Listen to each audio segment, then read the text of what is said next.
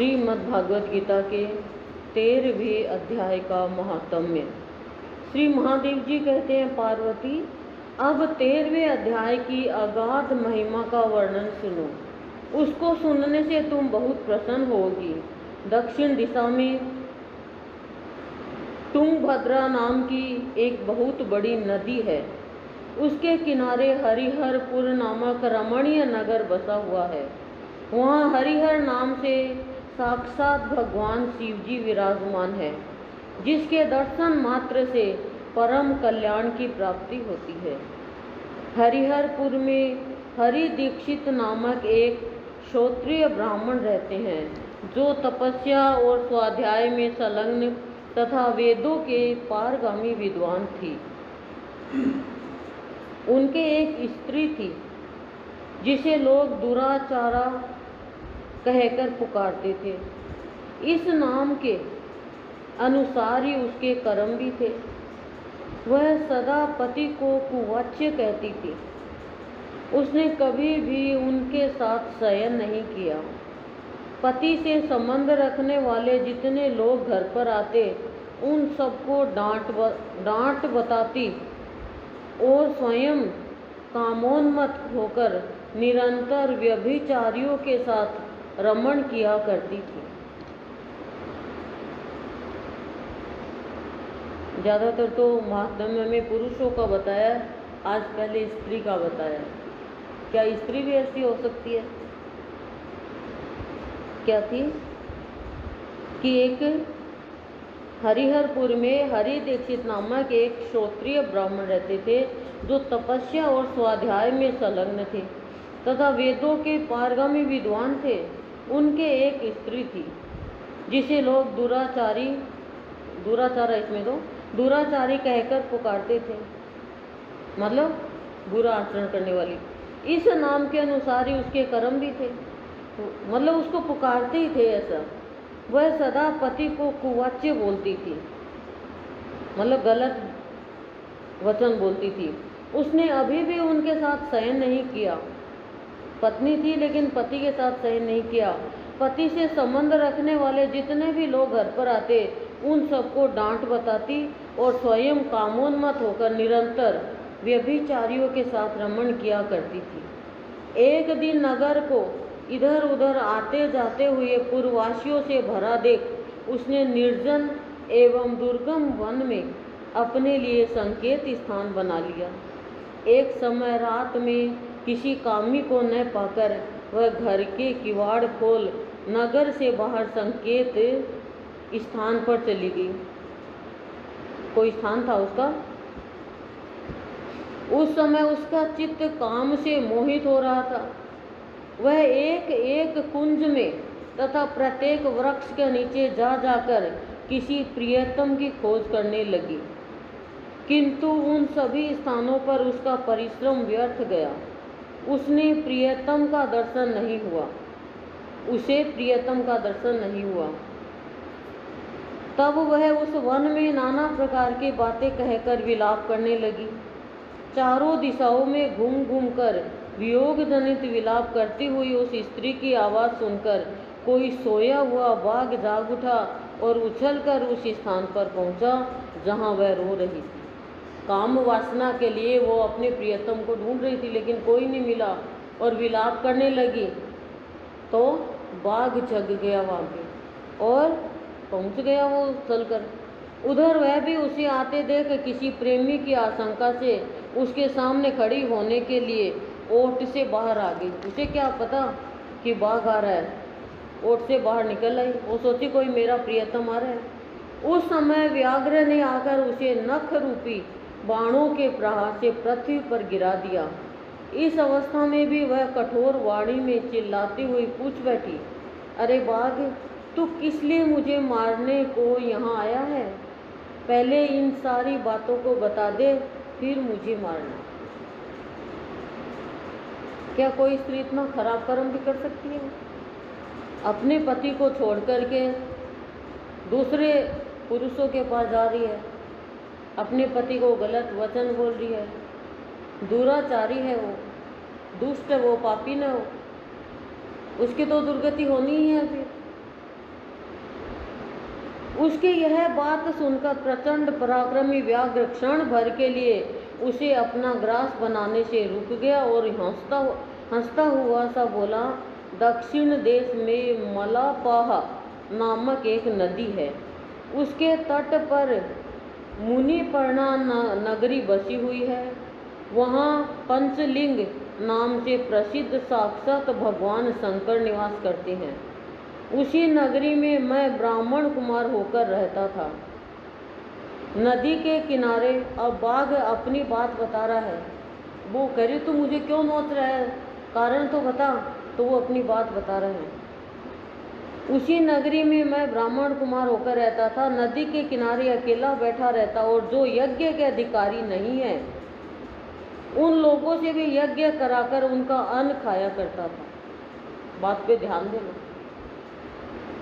जो यज्ञ के अधिकारी नहीं है, यज्ञ में बैठने लायक नहीं है, और फिर भी उनको यज्ञ में बैठा देता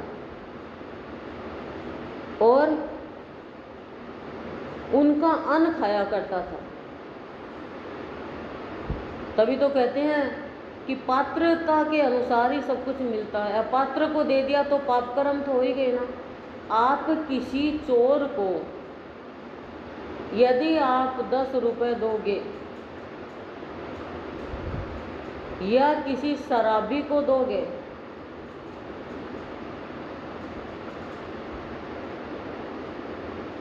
या किसी पापी को दोगे तो वो आपके पैसों से गलत काम करेगा,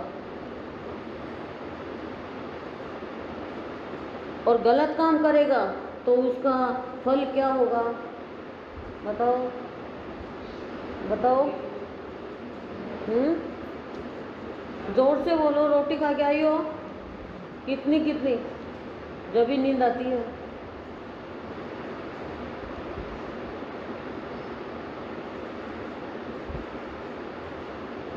रोटी से रो और टी मानी चाय, ये दो ही चीज प्रधान है। बताओ तो क्या बोल रही थी मैं? हाँ, डकैत नहीं बोली। पापी को, शराबी को और चोर को। चोर डकैत एक ही बात होती है। वैसे तो चोर छोटा है, डकैत बड़ा है। बताओ क्यों होगा पाप उनको पैसा देने से? क्योंकि चोर है वो तो चोरी का जुगाड़ करेगा, कोई न कोई ऐसी चीज़ खरीद लेगा। जैसे चोरी करने के लिए उसने टॉर्च खरीद ली, तो आप शामिल हो गए चोरी में। और कोई पापी को दे दिया, जैसे कोई मछली पकड़ने वाला है या कोई पाप करने वाला है, कोई भी, वो जाल बिछाने वाला है, शिकारी जाल खरीद लिया या मछली का जाल खरीद लिया, तो उससे पाप आपके भाग्य में लिखे जाएंगे। और शराबी को दे दिया तो शराब पीकर वो अपनी पत्नी को मारेगा, बच्चों को मारेगा, घर में कलह करेगा। तो आपके पैसों से किया ना उसने पाप? बोलो, नहीं किया क्या? अब आप ये कह दोगे कि मैंने तो अच्छे काम के लिए दिए हैं। आपने तो अच्छे काम के लिए दिए, लेकिन सूक्ष्म में आपका कर्म का फल बन गया।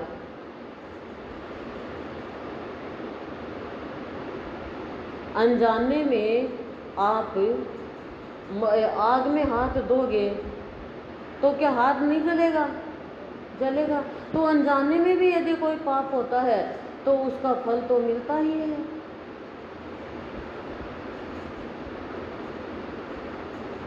एक 15 वर्ष का था बच्चा और एक छोटा था, 5 वर्ष का होगा। एक 5 वर्ष का मान लो और एक 10 वर्ष का मान लो, 2 बच्चे। कोई कारणवश उनकी मम्मी खत्म हो गई। माँ बोलेंगे ना तो आजकल माँ दादी को बोलने लग गए। पहले दादी को दादी बोलते और माँ को माँ बोलते। अब दादी ओल्ड शब्द हो गया, माँ बोलने लग गए, और माँ को, जन्म देने वाली माँ को मम्मी बोलने लग गए।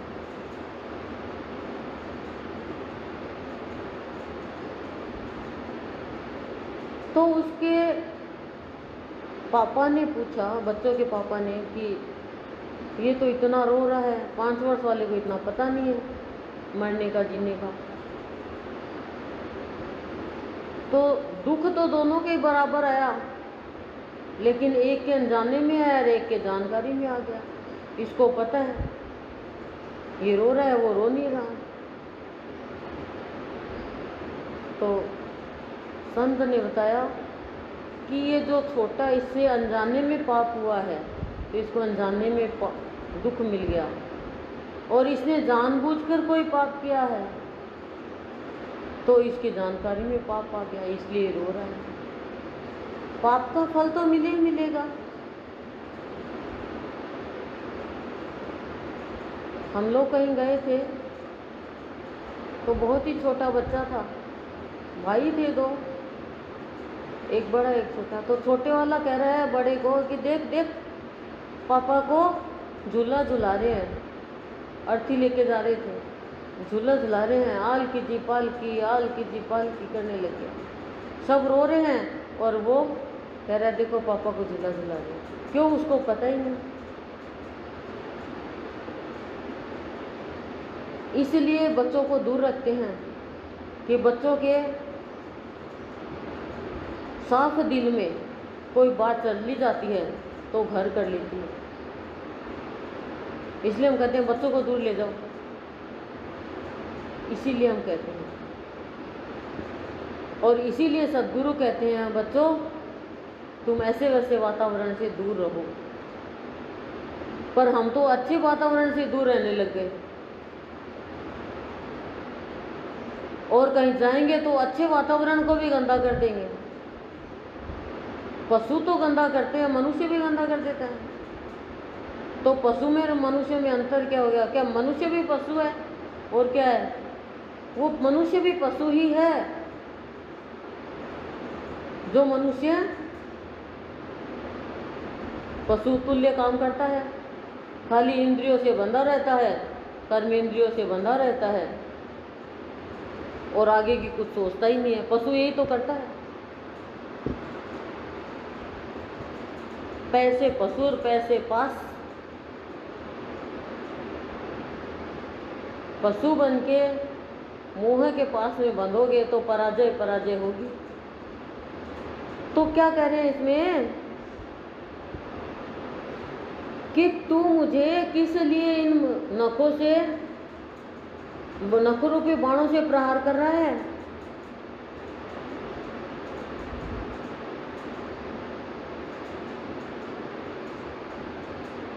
अरे बाघ तू किस लिए मुझे मारने को यहाँ आया है? पहले इन सारी बातों को बता दे, फिर मुझे मारना। ठीक है। कहने का तात्पर्य मेरा क्या था कि हम कर्म की तरफ विशेष रूप से ध्यान दें, फल की तरफ ध्यान देते हैं। कर्म करेंगे वो फल मिलेगा। फल की चाह रखोगे तो भी फल की कर्म का फल नहीं मिलेगा, और नहीं रखोगे तो भी फल मिल जाएगा, मिलना है तो कर्म अच्छे करो, बिना फल की चाह के कर्म करो, लेकिन अच्छे कर्म करो। बुरे कर्म करते हो दूसरों का बुरा करने के लिए। पर ये जो स्त्री है इसने तो कितना बुरा कर्म किया। उसके यह बात सुनकर प्रचंड पराक्रमी व्याघ्र क्षण भर के लिए उसे अपना ग्रास बनाने से रुक गया और हंसता हुआ सा बोला, दक्षिण। अच्छा ये तो हो गया ना।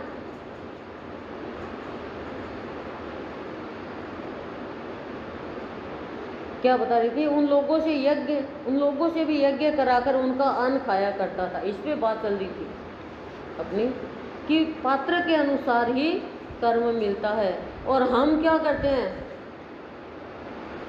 बोलो? हम ओब्लाइज करते हैं। इस कारण हमारे कर्म खराब हो जाते हैं। किसी को ओब्लाइज करने की जरूरत नहीं है, किसी को खुश करने के लिए कुछ देने की जरूरत नहीं है। मनुष्य का तो काम एक है खाली, आप सब जानते हो, एक ही काम है, नाराज होना, बस। अब भगवान को आपकी परवाह नहीं है, नाराज है, राजा उठेगा, अपनी नगरी रखेगा, चलो भगो यहाँ से। भगवान के लिए तो एक ही है, भगवान कभी भी ओबलाइज नहीं करता है, भगवान वास्तविकता में जीता है। और ओबलाइज करने वाला सुषुप्ति अवस्था में, जागृत अवस्था में नहीं है। औपचारिकता 100% खत्म होगी यदि आप ध्यान पूर्वक गीता के ये महात्म्य को, अध्याय को सुनकर, गुनकर धारण करोगे तो जागृति आएगी ही आएगी। अरे आप जहर पियोगे तो मरोगे, अमृत पियोगे तो अमर होगे, कड़वी चीज़ खाओगे तो मुंह कड़वा होगा, फफूंदी आई हुई सड़ी गली चीज़ खाओगे तो डाइजेशन खराब होगा, पाचन शक्ति खराब होगी, और कुछ भी नहीं खाओगे तो भूखे भी मरोगे। पर भूख मर रहे हो, इसका कारण, इसके पीछे क्या हम गलत चीज़ खा लेंगे, सड़ी हुई चीज़ खा लेंगे? आप ही बताओ, खा लोगे क्या? खा लो, खाओ तो, और खा लेते हैं कई तो मनुष्य, यानी कई मनुष्य तो ऐसे ऐसे कर्म कर जाते हैं कि जब उन्हें नहीं पता फल मिलेगा तो शर्मिंदगी महसूस होगी, फिर वो अच्छे लोगों के पास फटक ही नहीं सकेगा। हम क्या सोचते हैं कि संत के पास आ गए तो हम संत के हो गए, संत के हो गए? क्या घर में नौकर काम करता है, क्या हमारे परिवार का हो गया? क्या पड़ोसन आ गए, हमारे परिवार की हो गई? एक ही माँ के 2 बेटियां, 3 बेटियां, 4 बेटियां, लेकिन सबके कास्ट पति के अनुसार लगता है टाइटल, सरनेम, नहीं लगता क्या? तो समझ लो आप अब। और बात तो बहुत अच्छी तरह आइडिया लगा लेते हो, गलत बात तो इतनी ले लेते हैं, सही बात जिस दिन लेंगे उस दिन ये मान के चलो कि हम भगवान के चरणों के लायक तो हो गए।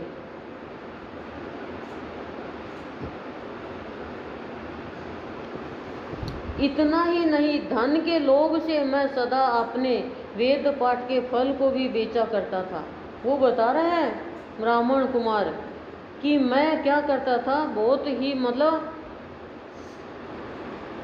यज्ञ के अधिकारी जो नहीं उनसे यज्ञ कराकर उनका अन्न खाया करता, और अन्न इतना ही नहीं बोला, खाली अन्न ही नहीं खाता, धन के लोभ से मैं सदा अपने वेद पाठ के फल को भी बेचा करता। वेद और पाठ, वेदों का पाठ करता, उनके फल को भी बेच देता धन के लिए। भगवान का नाम भी की तो रहा है। मेरा लोभ यहाँ तक बढ़ गया था कि अन्य भिक्षुओं को गालियाँ देकर हटा देता और स्वयं दूसरों को नहीं देने योग्य धन भी बिना दिए ही हमेशा ले लिया करता था। बोले इतना लोभ बढ़ गया कि मैं क्या करता, अन्य जो भिक्षु थे उनको तो गालियाँ देता और गाली देकर हटा देता, और मैं खुद दूसरों को नहीं देने योग्य धन भी बिना दिए ही हमेशा ले लिया करता था। इतना लोभ था। लोभ पाप, लोभ ही तो पाप कराता ना। ऋण लेने के बहाने में सब लोगों को छला करता था, छल भी करता, लोभ भी था, और जो यज्ञ के अधिकारी नहीं थे उनको यज्ञ में बैठाता और उनका अन्न खाता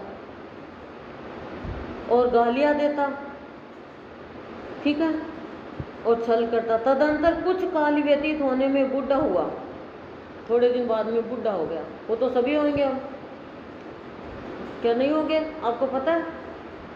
ओहो, मेरे को, मैं सोची आपको पता नहीं है, आप तो अनजान हो। बुढ़ापा भी आएगा, मतलब आपको पता है कि लंबे समय तक जिएंगे, बुढ़ापे तक। मेरे बाल सफ़ेद हो गए, आंखों से सूझता न था और मुंह के सारे दांत गिर गए।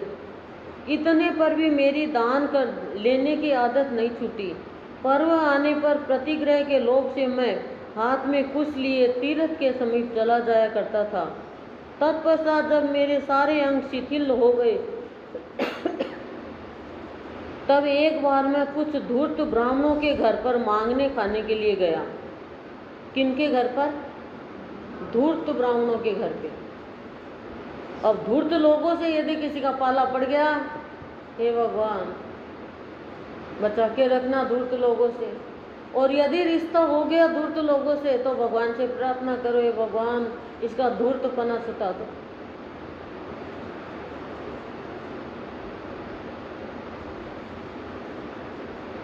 उसी समय मेरे पैर में कुत्ते ने काट लिया।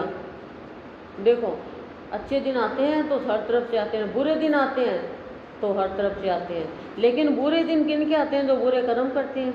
अच्छे दिन आते हैं तो मनुष्य भूल जाता है कि मेरे कर्मों का फल मुझे मिलेगा। मैं जो बीज बो रहा हूँ तो मुझे वो ही काटना पड़ेगा। तब मैं मूर्छित होकर क्षण भर में पृथ्वी पर गिर पड़ा, मेरे प्राण निकल गए। उसके बाद मैं इसी व्याघ्र योनि में उत्पन्न हुआ। वही बाघ हूँ बोला मैं, मेरे इस कर्मों के कारण मैं बाघ हुआ। तब से इस दुर्गम वन में रहता हूँ तथा अपने पूर्व पापों को याद करके कभी धर्मिष्ठ महात्मा, यति, साधु पुरुष, धर्मिष्ठ महात्मा जो धर्म के रास्ते पर चलते हैं, यति यानी सन्यासी, साधु पुरुष तथा सती स्त्रियों को मैं नहीं खाता, क्योंकि उसको पिछला जन्म याद है। हमें यदि याद हो पिछला जन्म तो हम क्या करें?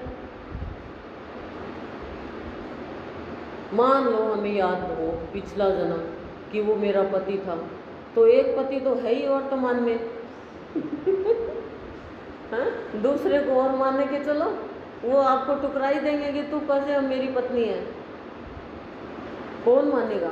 जीवन दुभर हो जाएगा। इसलिए भगवान ने कितना अच्छा किया कि हमारे स्मृति पटल से हमारे पिछले जन्म की स्मृति हटा दी। अब चेतन मन में तो है स्मृति।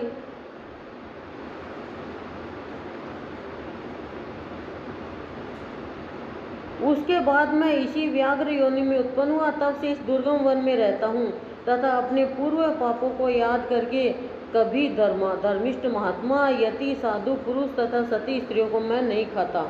पापी, दुराचारी तथा उल्टा स्त्रियों को ही मैं अपना भक्ष्य बनाता हूँ। जो पापी है, दुराचारी और उल्टा है, अतः उल्टा होने के कारण तू अवश्य ही मेरा ग्रास बनेगी। कह दिया तू उल्टा स्त्री है और तू अब मेरा खाना बनेगी। यूं कहकर वह अपने कठोर नखों से उसके शरीर के टुकड़े टुकड़े करके खा गया। इसके बाद यमराज के दूत उस पापिनी को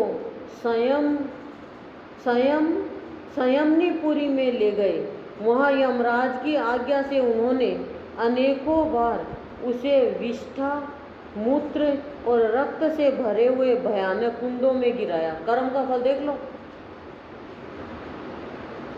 करोड़ों कल्पों तक उसमें रखने के बाद उसे वहाँ से ले आकर 100 मनवंतरों तक रौरव नरक में रखा। रौरव नरक बहुत भयंकर है। फिर चारों ओर मुँह करके दीन भाव से रोती हुई उस पापिनी को वहाँ से खींचकर दहनानन नामक नरक में गिराया। देखो, अब भी समझ जाओ बुरे कर्म करने से। पर क्या कहे, देखी जाओगी, खा लिया पी लिया ऐस कर लिया, अभी तो कर लिया जो करना है। कौन देखियो मरने के बाद में नरक मिले वो स्वर्ग मिले। अभी भी हमारी अज्ञानता है। उस समय उसके केस खुले हुए थे और शरीर भयानक दिखाई देता था। इस प्रकार घोर नरक यातना भोग चुकने पर वह महापापिनी इस लोक में आकर चांडाल योनि में उत्पन्न हुई। इतना नरक भोगने के बाद में भी वो चांडाल बनी, फिर वो मृत्यु लोक में आ गई। चांडाल के घर में भी प्रतिदिन बढ़ती हुई वह पूर्व जन्म के अभ्यास से पूर्ववत पापों में प्रवृत्त रही। पूर्व जन्म के कारण वो पापी करती रही, क्यों पिछले जन्म के संस्कार तो मनुष्य में साथ रहते ही है। फिर उसे कोढ़ और राजयक्ष्मा का रोग हो गया, नेत्रों में पीड़ा होने लगी। फिर कुछ काल के पश्चात वह पुनः अपने निवास स्थान हरिहरपुर को गई। जहाँ वो कई समय पहले थी, गलत काम करती व्यभिचारिणी स्त्री थी मतलब, तो वहाँ पहुँच गई वो, जहाँ भगवान शिव के अंतःपुर की स्वामिनी जम्बका देवी विराजमान है। वहाँ उसने वासुदेव नामक एक पवित्र ब्राह्मण का दर्शन किया, जो निरंतर गीता के 13वें अध्याय का पाठ करता रहता था। उसके मुख से गीता का पाठ सुनते ही वह चांडाल शरीर से मुक्त हो गई और दिव्य देह धारण करके स्वर्ग लोक में चली गई। श्रवण से भी इतना फर्क पड़ता है। भगवान के श्री मुख से कही हुई कोई भी बात यदि हम श्रवण करेंगे और भगवान के हस्त कमल से लिखी हुई कोई भी बात हम श्रवण करेंगे तो उससे हमें परम शांति मिलेगी, हमें पापों से मुक्ति मिलेगी। सही है गलत? मतलब आप पूछते ना कि कोई सो रहा है तो नहीं, जग रहा तो सो तो नहीं रहा, जग तो रहा है ना, पूछना जरूरी है, नहीं तो बात ऊपर से जा रही है। ऊपर का मतलब शरीर के पूरे ऊपर से। कर्म कांड की भक्ति करके आ गए, यानी साबुन लगा के आ गए, तुम साबुन लगा लगा के बैठ गई अब साबुन लगाए तो नहीं रह सकते ना, पानी तो डालना पड़ेगा। तो गुरु क्या करता है कि मैल तो अभी साबुन के साथ ही चिपका हुआ है, गुरु अपने अमृत वचन से वो पानी, अमृत वचन का पानी यानी अमृत डालकर हमारा पूरा मैल दूर कर देता है और कर्म कांड से छुटकारा दिलाकर हमें परम शांति के रास्ते पर, परम गति की ओर लेकर जाते हैं।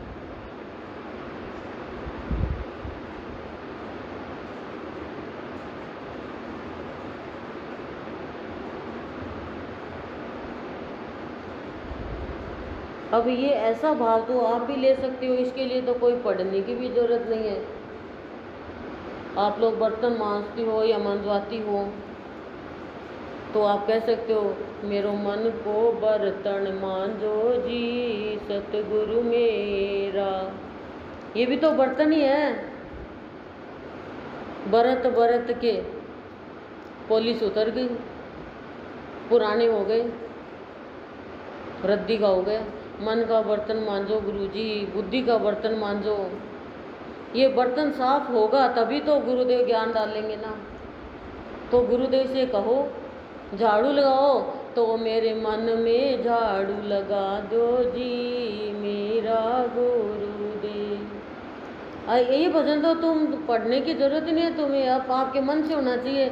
आप इतना बनड़ा बना लेती हो, बनड़ी बना लेती हो, सीटना बना लेती हो, और क्या बना लेती हो, वो समधन आती है तो समधन जी के आने का निराला टाइम देखिए। पता नहीं किस किस के साथ जोड़ देती हो उनको, सीटना दे देती हो इतना इतना गा लेती हो, भात बना लेती हो, घोड़ी बना लेती हो, बोलो हाथी घोड़ा बना लो हैं। बात भरण आयो जी ओ मेरा बीरा जी है। तो फिर भजन क्यों नहीं बना सकती, प्रवचन क्यों नहीं व्यक्त कर सकते। अब दशहरी आम खाओगे तो जरूर भाव याद आएगा कल का, हंसना नहीं। सत्संग तो हंसना ही सिखाता है, पर सत्संग ऊपर की हंसी नहीं सिखाता, हंस के हंसने की हंसी सिखाता है, शांति सिखाता है हंसना। दुनिया तो रोना सिखा देती है।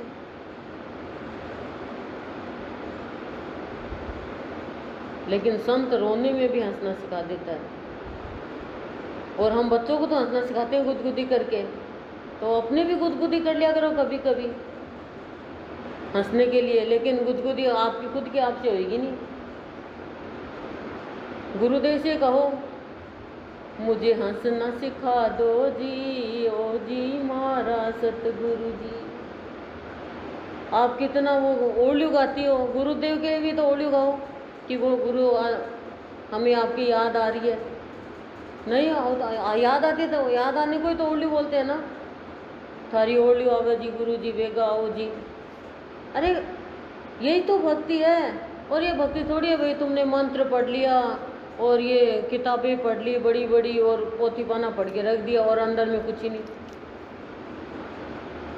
जल्दी जल्दी वही कर्मकांड की भक्ति कर ली, चलो हो आज तो 9 बज गई, जल्दी जल्दी बस 2 मिनट में पढ़ के आ रही हूँ। संत मणि में है गुरुदेव की में कि एक व्यक्ति 18 अध्याय करता और वो 5-10 मिनट में डे कह पहचान है। गुरुदेव बोले क्या करना है? बोले 2 शब्द भी बोलेगा ना, धर्म क्षेत्र कुरुक्षेत्र, उसमें भी समय लगेगा। और धर्म क्षेत्र के धय बोल दिया, कर्म क्षेत्र का कह बोल दिया, पूरा शब्द ही नहीं बोलता है। आपको 1 रोटी दी, आप 8 गिस्से करो तो आपकी मर्जी, लेकिन 4 गिस्से तो करोगे। क्या एक साथ में उसको खा लोगे? खा ही नहीं सकोगे। क्यों? क्योंकि मुंह में तो दबा लोगे, चबा नहीं सकोगे। और चबा चबा के ले लोगे तो यहाँ अटक जाएगी, और यहाँ भी नहीं अटकेगी तो यहाँ तो अटकेगी, क्योंकि इतनी है ही नहीं नली, फूड नली। भोजन की नली जो है वो इतनी चौड़ी नहीं है कि ये इतना सारा चल जाए क्या। और भोजन की नली के साथ सांस नली जुड़ी तो सांस नली में अटक जाएगी, सांस रुक जाएगा। तो धीरे धीरे ही खाना होता है ना। तो ऐसे ही भक्ति कर रहे हो तो भक्ति का आनंद तो वही लेगा ना जो दशहरी आम के जैसे चूस चूस के आनंद लेगा भक्ति का। और तुम सोचो गुट्ठी भी खा लूँ, छिलके भी खा लूँ, हैं? वो कैसे संभव होगा? गुट्ठी खा सकते हो छिलकर, उसके अंदर से बेला निकाल कर। हमारा खाया हुआ तो है देखो, फिर ऊपर से पानी पीते हैं। वो पानी का टेस्ट तो वही था, पर हमारी जीभ का टेस्ट चेंज हो गया। तो ऐसे ही जब भक्ति का टेस्ट आने लगेगा तो फिर संसार में किसी भी टेस्ट की जरूरत नहीं रहेगी। भक्ति का टेस्ट दिलाए रेस्ट और बनाए बेस्ट, नहीं तो खाली वेस्ट ही वेस्ट है जीवन, खराब ही खराब जीवन। सब्जी इतनी सी भी बच गई ना, इतनी सी भी, कितनी सी बताई मैंने? बताओ। हाँ, इशारे से इतनी सी, तो भी फ्रिज में रख देंगे। फ्रिज में रख देंगे कि खराब नहीं हो जाए, सुबह खा लेंगे। और इतनी सी खीर बच गई, इतना सा दूध बच गया तो फ्रिज में रख देंगे। पर आपको पता है चाय को कॉफ़ी बच गई तो फ्रीज काम का नहीं है, उसके लिए नहीं है ना। क्यों? क्योंकि चाय फ्रीज में रखने के बाद बेकार, थोड़ी देर में ठंडी होने के बाद ही बेकार। क्यों बेकार है? क्योंकि चाय की प्रकृति ऐसी है। तो ऐसे ही जीवन हमारा बेकार नहीं जाए, उसके लिए फ्रीज में मत रखना, फ्रीज में बंद मत हो जाना। सत्संग की जरूरत है कि ये खराब नहीं हो जाए। इसलिए मुझे अब तो कितना जीवन और बचा किसी को भी नहीं पता, लेकिन कितना गया ये हम सबको पता है। कितने साल हमारे गए, वर्ष गए, लेकिन वर्ष गए, वर्ष पर वर्ष बीत गए, वर तो आया ही नहीं। आत्मा का वर तो आया नहीं। अब आत्मा का वर आ गया, लेकिन अब हमें टाइम नहीं है।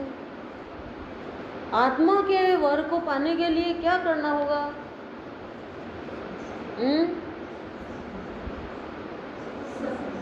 सत्संग तो करना होगा, ये तो पता है। लेकिन शरीर के वर को पाने के लिए क्या करोगे? श्रृंगार करोगे। बाकी व्यवस्था तो पेरेंट्स करेंगे। पढ़ी लिखी है नहीं है वो तो चलो बाद की बात है, अनपढ़ की भी शादी होती है। लेकिन श्रृंगार तो करोगे उस दिन, चाहे कैसी भी हो, लेकिन सुंदर तो दिखोगी। तो आत्मा के वर को पाने के लिए भी श्रृंगार की जरूरत है, लेकिन अलौकिक श्रृंगार की जरूरत है।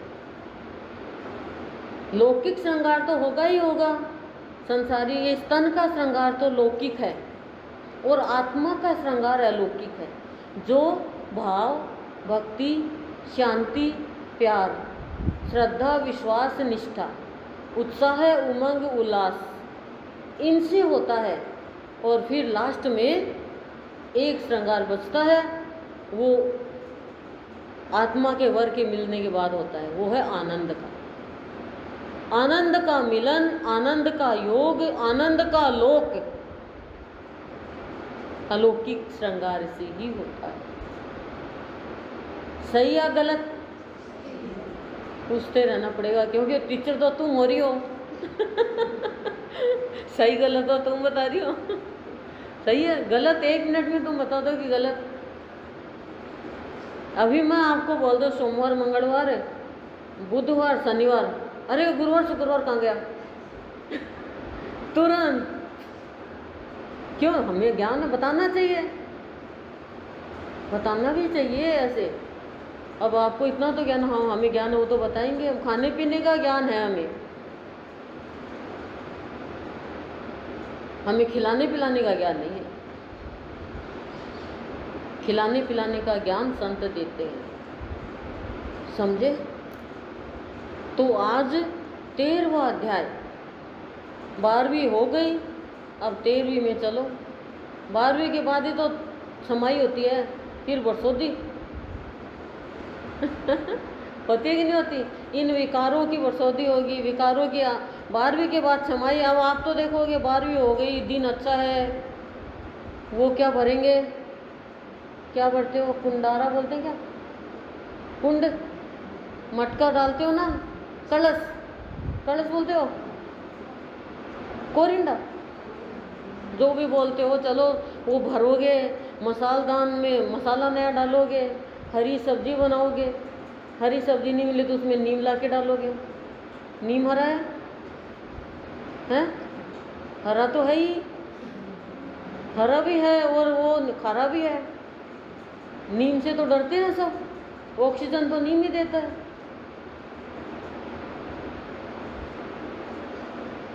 नीम की पत्तियां चबाते हैं लोग कि कोई मर गया तो आए नहीं पास में। नीम में इतनी ताकत है। वाह गजब, वाह वाह। ठीक है, कोई दिक्कत नहीं है, सारी चीज़ अच्छी है, किसी चीज़ को बुराना नहीं है। नीम भी अच्छा है, पीपल भी अच्छा है, कैक्टस भी अच्छा है और बबूल भी अच्छा है। सब चीज़ की यहाँ पे ज़रूरत है, इसीलिए भगवान ने बनाई है। भगवान ने ऐसी कोई चीज़ नहीं बनाई जो निरर्थक है, लेकिन मनुष्य अपने जीवन को निरर्थक बना लेता है। ठीक है, अब 12वीं हो गई, तो अब हमें आज 13वें अध्याय में हमारा ये घट है, ये शरीर है, इसके ऊपर ये सिर रूपी कलश है, इसको क्या करते हो? अब ताज़ा पानी से भरते हो, बासी सारा ख़त्म करते हो, इसमें ताज़ा मसाले डालने। मसाले हमारे ही डब्बे में पड़े हैं, मसालदान वाले तो गंदे हो गए और डब्बे में पड़े वो अच्छे हैं। सोचो, सब कुछ आप धोते हो, साफ करते हो, सिर धोते हो, सब धोते हो और श्रृंगार भी करते हो उस दिन। क्यों? क्षमाई है। लेकिन शोक नहीं हटाते, क्योंकि एक त्योहार देना पड़ता है, इसलिए उसके बाद शोक हटता है। वह हमारे परिवार वाला सदस्य हमारे से त्योहार ही लेगा क्या? एक आप सोचो, आप सूक्ष्म गति से सोचो, क्या वो इतना निकम्मा है कि हमसे एक त्योहार लेकर वो ही चाहेगा कि हम उसको, तो हम त्योहार नहीं मनाएं, उसको दे दें, उसके नाम कर दें? उसके बुरे कर्म तो हम खुद परिवार वाले ही करते हैं।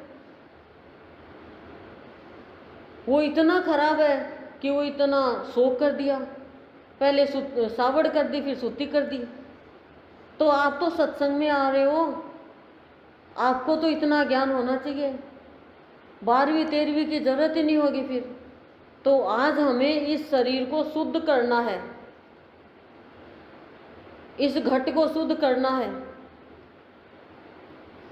और 13वीं का मतलब तेरा बनना है, तेरे रस का पान करना है, तेरे धन से धनी बनना है, तेरे योग्य बनना है। और तेरा तेरा तेरा तेरा, सब तेरा तेरा, मैं भी तेरा और सब तेरा। मेरे पास जो कुछ है सो तेरा दिया हुआ है, मेरा कुछ भी नहीं है।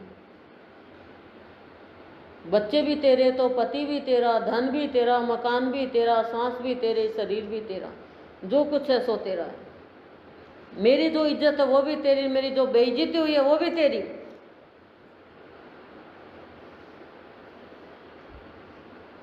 अब मेरी लाज गएगी जाएगी तो तेरी इज्जत जाएगी।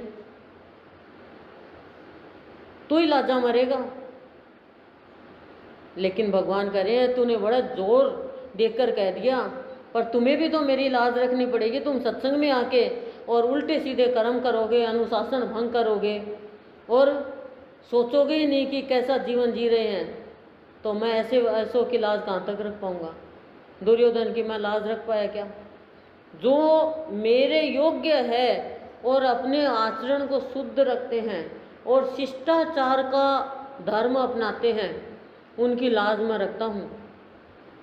इस बात का आप ध्यान रखना। आप 1 मिनट में उलाहना दे दोगे गुरुदेव को कि हम तो सत्संग में जाते हैं, हमारी लाज क्यों नहीं रखी? अब तुमने सत्संग की लाज रखी क्या? तुम तो गुरुदेव से ही बड़े हो रहे हो सब, कि सत्संग कर लिया, अब गुरुदेव आपको वही करना होगा जो हम कहेंगे।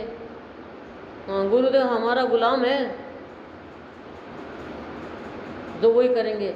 जो माया में फंसा हुआ वही भगवान को कहता है।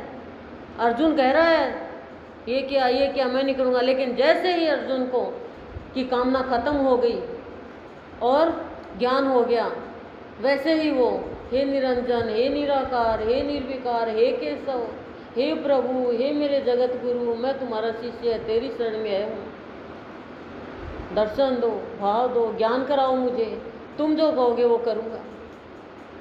ज्ञान होने के बाद में कहा जाएगा। अभी हम इसलिए नहीं कह पा रहे हैं क्योंकि हमारी अर्जुन की सी हालत हो रही है जिस अर्जुन की अध्याय 9 तक थी। फिर 9 द्वारे की अयोध्या को बना करके भगवान ने 10 दरवाजों का ज्ञान करवा दिया।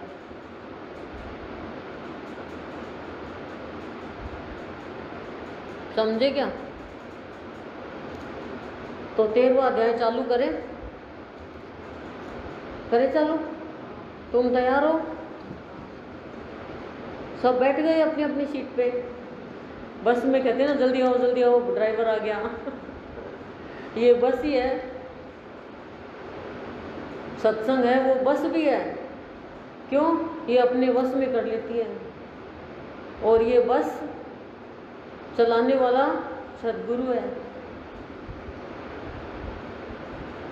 और बस में बैठे बैठे खाते भी रहते हैं, पीते भी रहते हैं, और आजकल तो स्लीपिंग बस भी होती है, तो सोते भी रहते हैं कोई बैठे बैठे, और कोई मोबाइल से ईयरफोन लगा के अपने जीवन के मुताबिक सुनता रहता। नहीं, फिल्म चलती रहती है, कोई भजन चलते रहते हैं, अपन जाते हैं कहीं तो अपन अपना चला लेते हैं।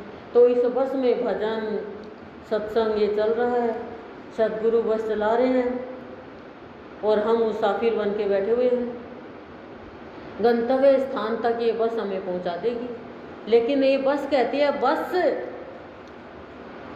रोक अब अपने आप को गंदगी में जाने से, विकारों से, बुरे कर्मों से, हिंसा से बस कर। अब तो बस कहती है बस कर।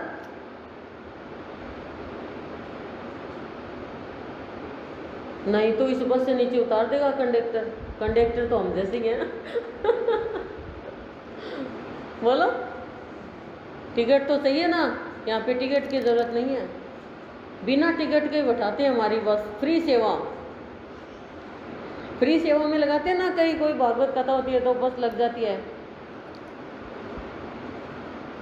तो चलो आज बस में बैठ के चलते, बस में चलते चलते बस करें और इसके बस में हो जाएं, ठीक है। उसके उपरांत श्री कृष्ण भगवान फिर बोले, हे अर्जुन, कृष्ण भगवान बोल रहे हैं, हे अर्जुन, यह शरीर क्षेत्र है ऐसे कहा जाता है, और इसको जो जानता है उसको क्षेत्रज्ञ ऐसा उनके तत्व को जानने वाले ज्ञानी जन कहते हैं। और हे अर्जुन, तू सब क्षेत्रों में क्षेत्रज्ञ अर्थात जीवात्मा भी मेरे को ही जान। क्षेत्र क्या है? ये शरीर हमारा खेत, और क्षेत्रज्ञ जीवात्मा। कृष्ण भगवान करें तू क्षेत्रज्ञ मुझे ही जान, इस क्षेत्र को धारण करने वाला। और क्षेत्र क्षेत्रज्ञ का यानी विकार सहित प्रकृति का और पुरुष का विकार रहित नहीं है, विकार सहित प्रकृति का और पुरुष का जो तत्व से, प्रकृति का और पुरुष का जो तत्व से जानना है वह ज्ञान है, ऐसा मेरा मत है। तत्व से जानना, तत्व से जानने का मतलब क्या होता है? मैंने आपको बताया वास्तविकता में वास्तविकता को जाना, यथार्थ ज्ञान, ब्रह्म ज्ञान।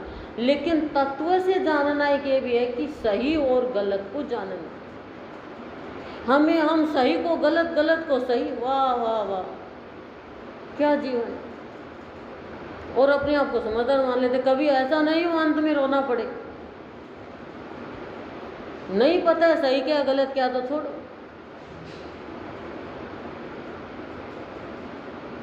एक स्त्री के घर पे एक पुरुष आता था। लोगों ने देखा कि क्यों आता है इसके घर पे, ये क्या काम है। अब लोगों का क्या धारणा बनती है? गलत।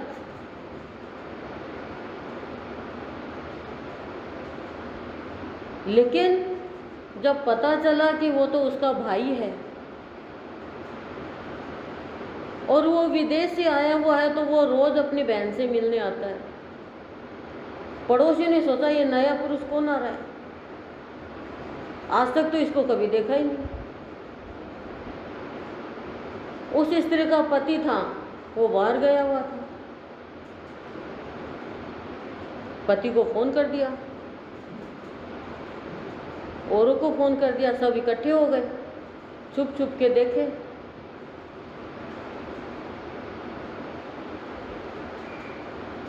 कि कौन आता है। जब पता चला रिश्ते का, क्या हुआ? गलत काम हो गए ना। शर्मिंदा होना पड़ा कि नहीं होना पड़ा? तो ऐसे ही भगवान का भक्त से रिश्ता होता है। कभी भी गलत अनुमान मत लगाओ। ये तत्व का ज्ञान यही समझाता है कि जब तक सही बात का पता नहीं चले, निर्णय देने की जरूरत नहीं है, नहीं तो तुम्हारा निर्णय निश्चित है। अवर्णनीय हमारा जीवन हो कि कोई वर्णन कर ही नहीं सके। भगवान के जैसे कर्म करें। जो हमारे साथ दुर्व्यवहार करे उसको अभय दान दें, यानी डराए नहीं। हम तो बहुत डराते हैं, बहुत डराते हैं, बेचारे कांपने लग जाते हैं। आदमी तक अब कैसे सामने जाऊं। खैड़ाइयाँ का निकाल लिया कि वो शाम लो सुबह उठ कर जाना ही भूल गया। हे भगवान, दया आने लग जाती है कई बार। तो सीखा यही है, गलती करी तो क्यों करी। अरे उसको तो खुद को ही उसका कर्म का फल मिल जाएगा, हम क्यों अपने कर्म खराब करें।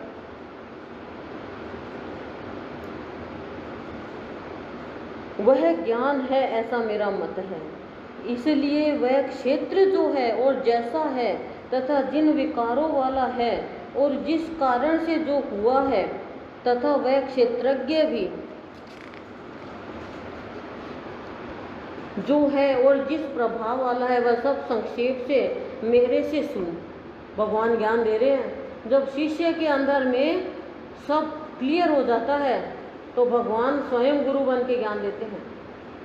तो जैसे क्षेत्र का बताया है इसमें कि जैसे खेत में बोए हुए बीजों का उनके अनुरूप फल समय पर प्रकट होता है, वैसे ही इसमें बोए हुए कर्मों के संस्कार रूप बीजों का फल समय पर प्रकट होता है। इसलिए इसका नाम क्षेत्र है। इस शरीर को जो हमने बीज बोए हैं कर्म के, उसका बीज का फल मिलेगा इसी शरीर रूपी खेत में।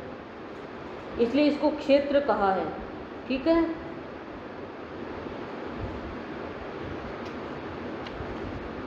अब भगवान ज्ञान दे रहे हैं। यह क्षेत्र और क्षेत्रज्ञ का तत्व ऋषियों द्वारा बहुत प्रकार से कहा गया है। क्षेत्र और क्षेत्रज्ञ को अलग अलग ऋषियों ने, मुनियों ने, संतों ने सब ने अलग अलग अपनी परिभाषा में व्यक्त किया है, लेकिन हम अभी इसमें जो है वही आपको पढ़ के बता सकते हैं, क्योंकि हमें समय का भी ध्यान रखना पड़ता है। जब भाव में बह जाते हैं तो बहते बहते बहता ही जाता है और बहाता भी जाता है, लेकिन जो भाव में नहीं बहा है उसको तो समय का भी ध्यान रखना पड़ता है। यह क्षेत्र और क्षेत्रज्ञ क्या तत्व ऋषियों द्वारा बहुत प्रकार से कहा गया है, अर्थात समझाया गया है, और नाना प्रकार के वेद मंत्रों से विभाग पूर्वक कहा गया है, तथा अच्छी प्रकार निश्चय किए हुए युक्ति युक्त ब्रह्म सूत्रों के पदों द्वारा भी वैसे ही कहा गया है। हे अर्जुन, वही मैं तेरे लिए कहता हूँ कि जो ऋषि मुनियों ने कहा है वही मैं तेरे लिए कहता हूँ। वेद मंत्रों से भी विभाग पूर्वक कहा है, लेकिन मैं तेरे लिए कह रहा हूँ कि पांच महाभूत का तो आपको पता ही है, फिर भी बता देती हूँ। आकाश, वायु, अग्नि, जल और पृथ्वी, पांच महाभूत। आप तो भूत को वही मानते हो, डरावने वाले भूत, यानी प्राणी, ये तत्व है।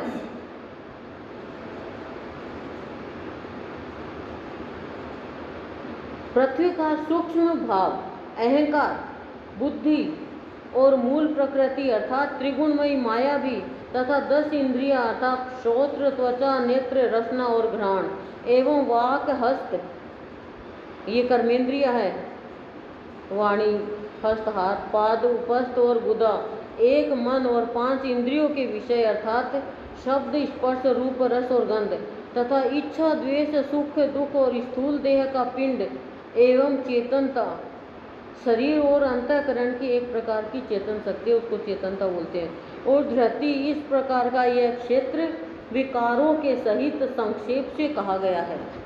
ये देखो सारी चीज़ बता दी, इंद्रिया, कर्मेंद्रिया, वृत्तियाँ और जो विकार है अंदर में उन सब का बता दिया। और इनके विषय, इंद्रियों के विषय क्या है?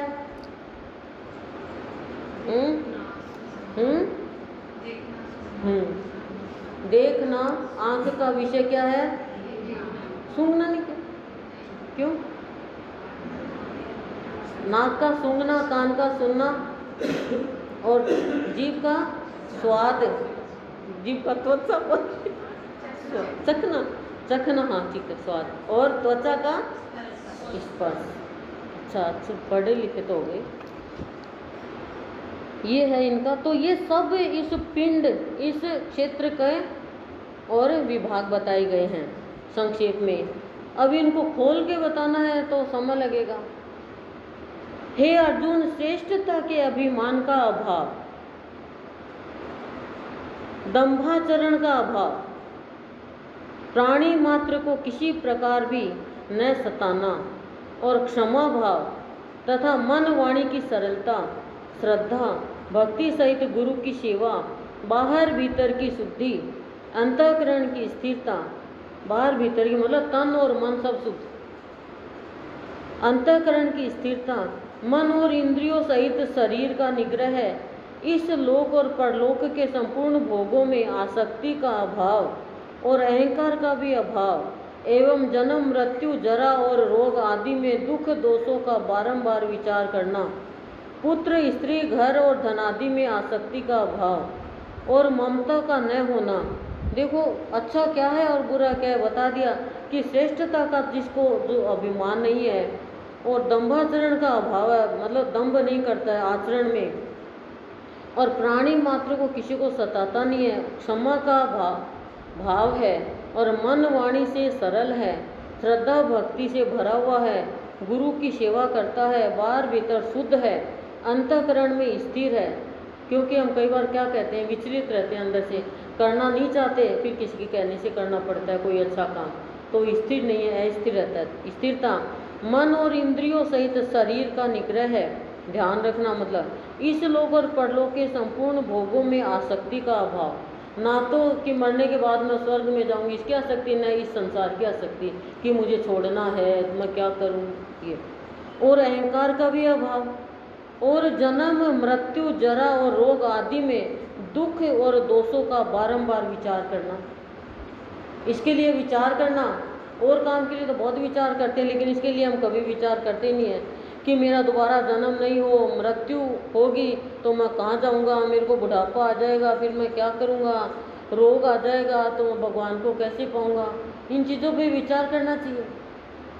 दुख दोषों का बारंबार विचार करना कि मेरे जीवन में दुख कैसे आया है, दुख को दूर कैसे करूं, किसी का दुख दूर कैसे करूं, बार बार विचार करना। उसमें रोना नहीं, क्योंकि मेरे जीवन में दुख आया तो दोष के कारण आया, मैंने दोष देखा तो दुख आया। सबसे बड़ा दुख है दोष देखना है। इन पे विचार करना। पुत्र स्त्री घर और धन आदि में आसक्ति का अभाव, इनमें आसक्ति नहीं हो, इनको साथ रहो, हंस के रहो, संग दो, दुख दर्द में हाथ बटाओ और इनकी अच्छी कामना करो, लेकिन आसक्ति नहीं। और ममता का न होना, ममता होनी नहीं चाहिए। और प्रिय अप्रिय की प्राप्ति में सदा ही चित्त का सम रहना, कि हमें जो अच्छी चीज़ मिले उसमें और अच्छी नहीं मिले उसमें भी हम ना तो ज़्यादा ऊपर जाए ना ज़्यादा नीचे रहे, एकदम समान स्थिति रहे, यानी शांत रहे। मन के अनुकूल तथा प्रतिकूल के प्राप्त होने पर हर्ष शोक आदि विकारों का नहीं होना, कि चाहे अनुकूल स्थिति है प्रतिकूल स्थिति आए, लेकिन ना तो अनुकूल में हर्ष हो ना प्रतिकूल में शोक हो। मुझ परमेश्वर में एक ही भाव से स्थिति रूप ज्ञान करा रहे हैं, बहुत बड़ा ज्ञान करा रहे हैं, ग्रहण कर लो, बहुत बढ़िया ज्ञान करा दिया। यदि एक एक बात अंदर चली गई तो निहाल हो गए। मुझ परमेश्वर में एक ही भाव से स्थिति रूप ध्यान योग के द्वारा अव्यभिचारिणी भक्ति, हमारी भक्ति व्यभिचारिणी है भैया, ये मान के चलो। कभी इसकी कर ली, कभी इसकी कर ली, कभी इसको पति मान लिया, कभी इसको पति मान लिया, है अच्छी गंदी बात। व्यभिचारिणी भक्ति नहीं करनी चाहिए। तो बता रहे हैं मुझ परमेश्वर में एक ही भाव से स्थिति रूप ध्यान योग के द्वारा, ध्यान से योग हो और स्थिति भगवान की हो, एक ही भाव द्वारा अव्यभिचारिणी भक्ति करो। एक ही भक्तों ने अव्यभिचारिणी भक्ति करी। अब देख लो, शर्म की बात है। तथा एकांत और शुद्ध देश में रहने का स्वभाव। एकांत हमें खाने आएगा, आज तो ये गया, छोरा गया, आज तो मन नहीं लग रहा, तू आ जा। फोन से मन लगाते, टीवी से मन लगाते। एकांत तो भाग्यशाली को मिलता है। एकांत और शुद्ध देश में रहने का स्वभाव, और स्वभाव ऐसा होना चाहिए। और विषयासक्त मनुष्यों के समुदाय में प्रेम का न होना। वाह वाह वाह, जो विषयों में आसक्त है उससे हम प्रेम करते हैं। वो कहेंगे कोई जीवन है क्या तुम्हारा, और हम मान जाएंगे। ऐसा जीवन हो, ठीक है। ज्ञान बहुत ऊंचा ज्ञान दे दिया। तथा अध्यात्म ज्ञान में नित्य स्थिति और तत्व ज्ञान के अर्थ रूप परमात्मा को सर्वत्र देखना, यह सब तो ज्ञान है, और जो इससे विपरीत है वह अज्ञान है, ऐसे कहा है। अब जो ये बात बताई ये तो ज्ञान की है। अब इनसे विपरीत यदि हमारा जीवन है तो वो अज्ञान है। अब उल्टा तो आप ले ही लोगे, आप तो बड़ी बड़ी अच्छी अच्छी बातों का उल्टा अर्थ निकाल लेते हो, तो इस ज्ञान का भी उल्टा निकाल लो, इसका तो हमें नॉलेज ही है।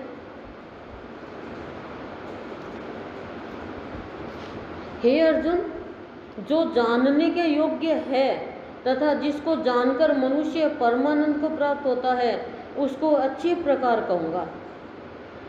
ज्ञान चालू कर दिया कि जो जानने के योग्य है और जिसको जानकर मनुष्य परमानंद को प्राप्त होता है। किसको जानकर परमानंद को प्राप्त होंगे, अर्जुन को बताएंगे। अब उसको अच्छी प्रकार कहूँगा, वह आदि रहित परम ब्रह्म एकथनीय होने से न सत्य कहा जाता है और न असत्य कहा जाता है, कि वह आदि रहित, उसका कोई आरंभ नहीं है, उसी से सब आरंभ होता है। और वो परम ब्रह्म एकथनीय है, उसके लिए कोई कुछ कह भी नहीं सकता, वो परम ब्रह्म है। न सत्य कहा जाता और न असत कहा जाता उसके, सत असत से तो बहुत ऊपर है। परंतु वह सब ओर से हाथ पैर वाला एवं सब ओर से नेत्र सिर और मुख वाला, सब ओर से, ये नहीं है खाली हाथ बीच में है पैर नीचे है, सब ओर से हाथ पैर वाला, सब ओर से नेत्र और सिर और मुख वाला तथा सब ओर से श्रोत्र वाला, क्योंकि वह संसार में सबको व्याप्त करके स्थित है। सबको व्याप्त कर रखा उसी ने और वो सब में स्थित है। और संपूर्ण इंद्रियों के विषयों को जानने वाला, सारे इंद्रियों का विषय वही है। सबके विषय को जानना है कि किसकी इंद्रियों को क्या विषय चाहिए। परंतु वास्तव में सब इंद्रियों से रहित है तथा आसक्ति रहित और गुणों से अतीत हुआ भी अपनी योग माया से सबको धारण पोषण करने वाला और गुणों को भोगने वाला है। योग माया से वो सब कुछ करता है। तथा वह परमात्मा चराचर सब भूतों के बाहर भीतर परिपूर्ण है और चर अचर रूप भी वही है, और वह सूक्ष्म होने से अविज्ञेय है। अविज्ञेय का मतलब है जैसे सूर्य की किरणों में स्थित हुआ जल सूक्ष्म होने से साधारण मनुष्यों के जानने में नहीं आता है, वैसे ही सर्वव्यापी परमात्मा भी सूक्ष्म होने से साधारण मनुष्यों के जानने में नहीं आता। वो अविज्ञेय है, जान नहीं सकते उनको क्योंकि वो सूक्ष्म है। तथा अति समीप में और दूर में भी स्थित वही है, और वह विभाग रहित एक रूप से आकाश के सदृश परिपूर्ण हुआ भी चराचर संपूर्ण भूतों में पृथक पृथक के सदृश स्थित प्रतीत होता है। मतलब देखो, अति समीप में और दूर में भी वही है। तो अति समीप में क्या बताया है? वह परमात्मा सर्वत्र परिपूर्ण और सर्व का आत्मा होने से अत्यंत समीप है। सबका आत्मा वो है तो समीप है। और दूर श्रद्धा रहित अज्ञानी पुरुषों के लिए न जानने के कारण वह दूर है। जिसमें श्रद्धा नहीं है, जो अज्ञानी है, उनके लिए भगवान दूर है, पास में होकर भी।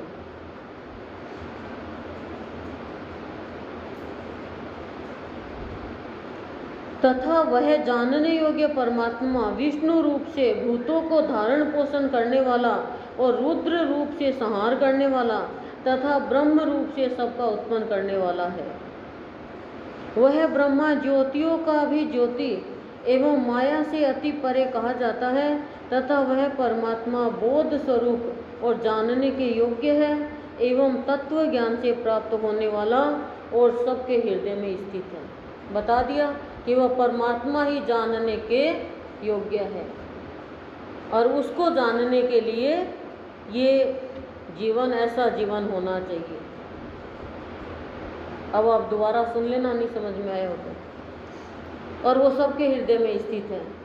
कोई कहे भगवान कहाँ रहता है, भगवान सबके हृदय में स्थित है। हे अर्जुन, इस प्रकार क्षेत्र तथा ज्ञान और जानने योग्य परमात्मा का स्वरूप संक्षेप से कहा गया। इसको तत्व से जानकर मेरा भक्त मेरे स्वरूप को प्राप्त होता है। इसको तत्व से जान लेगा, क्षेत्र को, क्षेत्रज्ञ को, और ज्ञान हो जाएगा तो वो भगवान को प्राप्त हो जाएगा। क्षेत्र को विकार रहित, विकार सहित क्षेत्र का स्वरूप कहा गया है, क्योंकि इस क्षेत्र में तो विकार तो है ही, पर ज्ञान हो जाएगा इस क्षेत्र का तो विकार रहित हो जाएगा। हे अर्जुन, प्रकृति अर्थात त्रिगुणमयी मेरी माया और जीवात्मा अर्थात क्षेत्रज्ञ, इन दोनों को ही तू अनादि जान और राग द्वेषादि विकारों को तथा त्रिगुणात्मक संपूर्ण पदार्थों को भी प्रकृति से ही उत्पन्न हुआ जान। अब प्रकृति का ज्ञान करवा रहे कि भगवान सब में स्थित है और जानने योग्य वो ही है, लेकिन जानने के लिए मनुष्य का जीवन कैसा होना चाहिए तभी वो जान पाएगा। फिर क्या बता दिया कि क्षेत्र का ज्ञान, क्षेत्र का ज्ञान हो जाएगा और जानने योग्य परमात्मा का स्वरूप क्या है ये संक्षेप में भगवान कह रहे हैं, मैंने तेरे को बता दिया। इसको तत्व से जानकर मेरा भक्त मेरे स्वरूप को प्राप्त होता है। अब कह रहे हैं प्रकृति यानी त्रिगुणमयी मेरी माया, ये प्रकृति 3 गुणों से बनी हुई है, और जीवात्मा कौन है? क्षेत्रज्ञ। और क्षेत्र क्या है? ये शरीर। मतलब प्रकृति, क्षेत्र और क्षेत्रज्ञ, तीन का ज्ञान करवा रहे हैं। इन दोनों को ही तू अनादि जान और राग द्वेषादि विकारों को तथा त्रिगुणात्मक संपूर्ण पदार्थों को भी प्रकृति से ही उत्पन्न हुआ जान, क्योंकि कार्य और कारण के उत्पन्न करने में हेतु प्रकृति कही जाती है। और जीवात्मा सुख कार्य और कारण नहीं है, क्योंकि कार्य और कारण के उत्पन्न करने में हेतु प्रकृति कही जाती है। कोई भी कार्य करने में कारण यानी औजार प्रकृति कही जाती है। और जीवात्मा सुख दुखों के भोक्तापन में यानी भोग में हेतु कहा जाता है। परंतु प्रकृति में स्थित हुआ ही पुरुष प्रकृति से उत्पन्न हुए त्रिगुणात्मक सब पदार्थों को भोगता है। तीनों गुणों के सभी पदार्थों को भोगता है, जो प्रकृति में ही लगा रहता है। प्रकृति का बताया है इसमें, प्रकृति शब्द का अर्थ बताया है कि भगवान की त्रिगुणमयी माया समझना चाहिए प्रकृति को। ये भगवान की त्रिगुणमयी माया है। अब तीनों गुणों से ऊपर भगवान ही उठाएंगे, नहीं तो तीनों गुणों में उलझे रह जाएंगे हम इस प्रकृति में।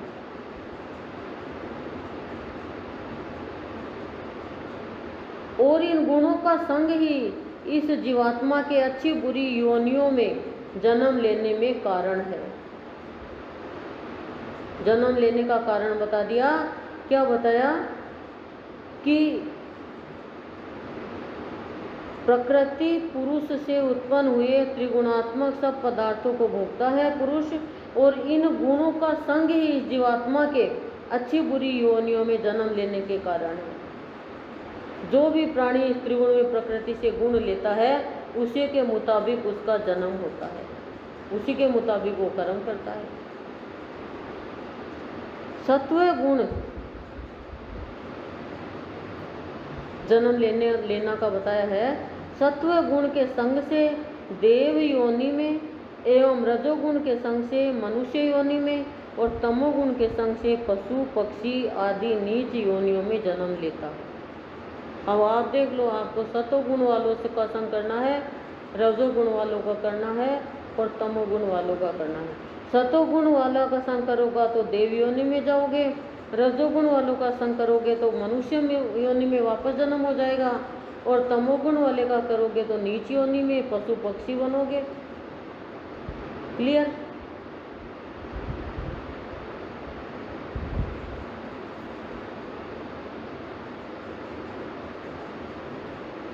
वास्तव में तो यह पुरुष इस देह में स्थित हुआ भी पर अर्थात त्रिगुणमयी माया से सर्वथा अतीत ही है यानी बीता हुआ ही है। केवल साक्षी होने से, उपद्रष्टा और यथार्थ सम्मति देने वाला होने से, अनुमंता एवं सबको धारण करने वाला होने से भरता, मतलब भगवान के गुण बताया कि वो ये काम करता है तो उनका ये गुण है। जीवन रूप से भोक्ता तथा ब्रह्मादिकों का भी स्वामी होने से महेश्वर और शुद्ध सच्चिदानंदघन होने से परमात्मा, ऐसा कहा गया है। इस प्रकार पुरुष को और गुणों के सहित प्रकृति को जो मनुष्य तत्व से जानता है, वह सब प्रकार से बरतता हुआ यानी कार्य करता हुआ भी फिर नहीं जन्मता है, अर्थात पुनर्जन्म को प्राप्त नहीं होता है। जन्म और मरण का कारण बता दिया और पुनर्जन्म को प्राप्त हुआ नहीं होता है, दोबारा जन्म नहीं होता, इसका भी रहस्य समझा दिया। हे अर्जुन, उस परम तत्व से जानना क्या है? दृश्य मात्र संपूर्ण जगत माया का कार्य होने से क्षण भंगुर, नाशवान, जड़ और अनित्य है तथा जीवात्मा नित्य, चेतन, निर्विकार और अविनाशी एवं शुद्ध बोध स्वरूप सच्चिदानंदघन परमात्मा का ही सनातन अंश है। इस प्रकार समझकर संपूर्ण मायिक पदार्थों के संग का सर्वथा त्याग करके परम पुरुष परमात्मा में ही एक ही भाव से नित्य स्थित रहने का नाम उनको तत्व से जानना है। मतलब क्षण भंगुर का ज्ञान, अनित्य का ज्ञान और शाश्वत का ज्ञान और सनातन का ज्ञान, जिसको हो गया वही तत्व को जान सकता है। यही तत्व ज्ञान है। पर हम तो क्षण भंगुर जीवन जी रहे हैं, क्षण भंगुर पदार्थों के लिए और प्रकृति के साथ ही चल रहे हैं।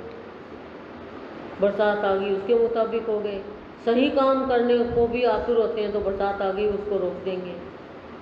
तो प्रकृति अपना कार्य नहीं रोकती, लेकिन मनुष्य इसमें बंधा हुआ है प्रकृति में तो रोक देता है। तो जन्म दोबारा क्यों नहीं होता है, जन्म क्यों होता है, ये आपको संक्षेप में बताया है। हे अर्जुन, उस परम पुरुष परमात्मा को कितने ही मनुष्य तो शुद्ध हुई सूक्ष्म बुद्धि से ध्यान के द्वारा हृदय में देखते हैं, तथा अन्य कितने ही, देखो परमात्मा को कितने मनुष्य तो शुद्ध हुई सूक्ष्म बुद्धि से, जो स्थूल में नहीं बंधा है सूक्ष्म बुद्धि में चला गया और शुद्ध होगी जिसकी बुद्धि, वो ध्यान के द्वारा अपने अंदर में भगवान को दिखता है हृदय में, तथा अन्य कितने ही ज्ञान योग के द्वारा देखते हैं और अपर कितने ही निष्काम कर्म योग के द्वारा देखते हैं। देखो कितना कितना योग बताया है। परंतु इनसे दूसरे अर्थात जो मंद बुद्धि वाले पुरुष है, ज्ञान के द्वारा, ध्यान के द्वारा और निष्काम कर्म योग के द्वारा देखते हैं। लेकिन मंद बुद्धि वाले पुरुष वे स्वयं इस प्रकार न जानते हुए दूसरों से अर्थात तत्व के जानने वाले पुरुषों से सुनकर ही उपासना करते हैं। वो दूसरों से सुनकर उपासना करते हैं, यानी उन पुरुषों के कहने के अनुसार ही श्रद्धा सहित तत्पर हुए साधन करते हैं, वो मंद बुद्धि वाले हैं। और वे सुनने के परायण हुए पुरुष भी मृत्यु रूप संसार सागर को निसंदेह तर जाते हैं। सुनने से भी देखो, हे अर्जुन, यावन मात्र यानी थोड़ा थोड़ा जो कुछ भी स्थावर जंगम वस्तु उत्पन्न होती है, उस संपूर्ण को तू क्षेत्र और क्षेत्रज्ञ के संयोग से ही उत्पन्न हुई जान अर्थात प्रकृति और पुरुष के परस्पर के संबंध से ही संपूर्ण जगत की स्थिति है। वास्तव में तो संपूर्ण जगत नाशवान और क्षण भंगुर होने से अनित्य है। ये जगत नाशवान है, क्षण भंगुर है, इसलिए अनित्य है। इतना भी जान लोगे तो तत्व को प्राप्त हो जाओगे। इस प्रकार जानकर जो पुरुष नष्ट होते हुए सब चराचर भूतों में नाश रहित परमेश्वर को समभाव से स्थित देखता है, वही देखता है, वही देखने का विषय है कि जो नाश रहित परमेश्वर को समभाव से स्थित देखता है, सभी भूतों में, सभी प्राणियों में वही देखता है। क्योंकि वह पुरुष सब में समभाव से स्थित हुए परमेश्वर को समान देखता हुआ अपने द्वारा आपको नष्ट नहीं करता है, अर्थात शरीर का नाश होने से अपनी आत्मा का नाश नहीं मानता है। शरीर का नाश होता है, आत्मा का नाश नहीं होता है। ज्ञान हो गया ना, इससे वह परम गति को प्राप्त होता है। ये तो बहुत ऊंचा ज्ञान है कि शरीर गया, आत्मा थोड़ी कहीं चली गई, आत्मा तो अमर है। जब ये ज्ञान हो जाएगा तो दुख से दूर हो जाएगा और परम गति को प्राप्त हो जाएगा।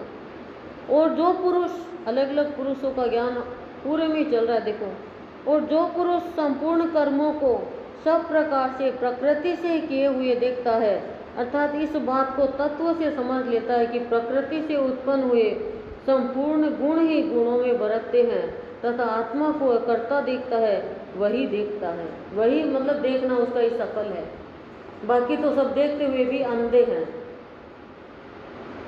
और देखो कल 12वीं में तो ये बताया कि जो ऐसे भक्ति करता है, ऐसे भक्ति करता है, अलग अलग भक्ति का मतलब उपास पूजा करने का तरीका बताया कि वो मुझे प्यारे हैं। आज अलग अलग मनुष्य के जन्म नहीं लेने का, भगवान को पाने का, प्रकृति का, और कौन सी योनि में किसका संग करने से जाएगा, ये सब ज्ञान करवा रहे हैं। और देखना किसका सार्थक है, पर करवा रहे हैं संक्षेप में ही, खुलकर तो कराने में टाइम लगता है। और यह पुरुष जिस काल में भूतों के न्यारे न्यारे भाव को एक परमात्मा के संकल्प के आधार स्थित देखता है, तथा उस परमात्मा के संकल्प से ही संपूर्ण भूतों का विस्तार दिखता है, उस काल में सच्चिदानंद घन ब्रह्मा को प्राप्त होता है। वाह वाह, ब्रह्मा को कौन प्राप्त होता है उसका भी बता दिया। हे अर्जुन, अनादि होने से और गुणातीत होने से यह अविनाशी परमात्मा शरीर में स्थित हुआ भी वास्तव में न करता है और न लिपायमान होता है। खुद का बता रहे हैं कि शरीर में स्थित है परमात्मा, लेकिन न तो वो शरीर से आसक्ति रखता है, न लिपायमान है और न अविनाशी है। परमात्मा शरीर में स्थित है, फिर वास्तव में वो कुछ भी नहीं करता हुआ भी और न लिपायमान होता है। जिस प्रकार सर्वत्र व्याप्त हुआ भी आकाश सूक्ष्म होने के कारण लिपायमान नहीं होता। सब जगह व्याप्त है ना आकाश, लेकिन लिपायमान नहीं है, निर्लिप्त है। वैसे ही सर्वत्र देह में स्थित हुआ भी आत्मा गुणातीत होने के कारण इस शरीर में आत्मा है, हम सबको पता है, पर वो गुणातीत है, गुणों से ऊपर है और गुणों से गुणातीत होने के कारण ही देह के गुणों से लिपायमान नहीं होता। वो देह के गुण उसमें नहीं बढ़ते, वो निर्लिप्त है वो आत्मा। समझो आप, बहुत ऊंचा ज्ञान है। हे अर्जुन, और ये क्षेत्र और क्षेत्र का ज्ञान गुरुदेव ने उसमें दे रखा है बाबा बलदेव वाणी में, आप सुनना, आपके पास रिकॉर्डिंग हो तो। हे अर्जुन, जिस प्रकार एक ही सूर्य इस संपूर्ण ब्रह्मांड को प्रकाशित करता है, उसी प्रकार एक ही आत्मा संपूर्ण क्षेत्र को प्रकाशित करता है। एक ही आत्मा इस सारे शरीर को प्रकाशित करती है, जैसे एक सूर्य प्रकृति को प्रकाशित, ब्रह्मांड को प्रकाशित करता है। अर्थात नित्य बोध स्वरूप एक आत्मा की ही सत्ता से संपूर्ण जड़ वर्ग प्रकाशित होता है। सारा जड़ वर्ग प्रकाशित होता है एक ही आत्मा की सत्ता से।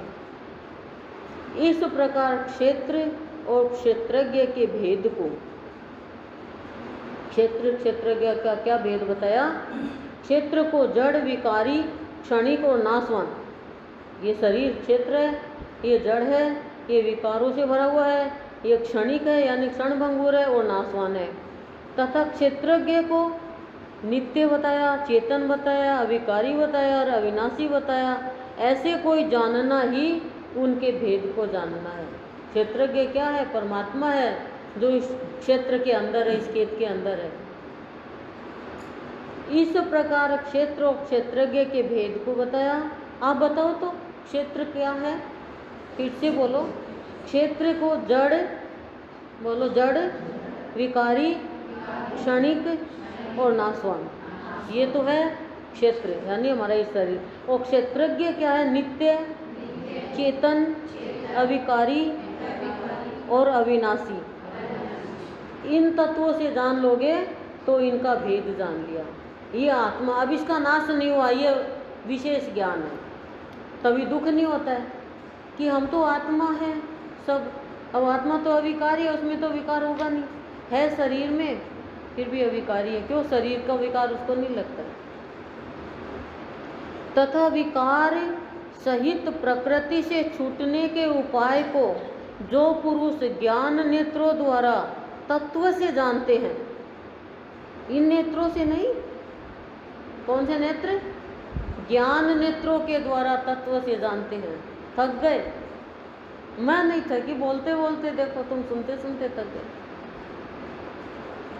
वे महात्मा जन पर ब्रह्म परमात्मा को प्राप्त होते हैं। जो जिसको ये ज्ञान हो गया क्षेत्र और क्षेत्रज्ञ का, और विकार सहित प्रकृति से छूटने के उपाय को, कि विकार सहित जो प्रकृति है इससे कैसे छूटा जाए, उसके उपाय को जो पुरुष ज्ञान के नेत्रों से तत्व को जान लेते हैं, वो पुरुष, वो महात्मा जन होते हैं, पुरुष नहीं कहलाते। वो पर ब्रह्म परमात्मा को प्राप्त होते हैं। पर ब्रह्म परमात्मा को कौन प्राप्त होता है? ठीक है, फिर मैं रिपीट करती हूँ, तुम बोलना। विकार सहित प्रकृति से छूटने के उपाय को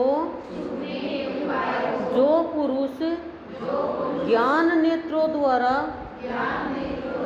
तत्व से जानते हैं, वे महात्मा जन पर ब्रह्म परमात्मा को प्राप्त होते हैं। अभी आप परमात्मा को प्राप्त हो जाओ और क्षेत्र, क्षेत्रज्ञ विभाग योग नामक 13वां अध्याय पूरा हो गया।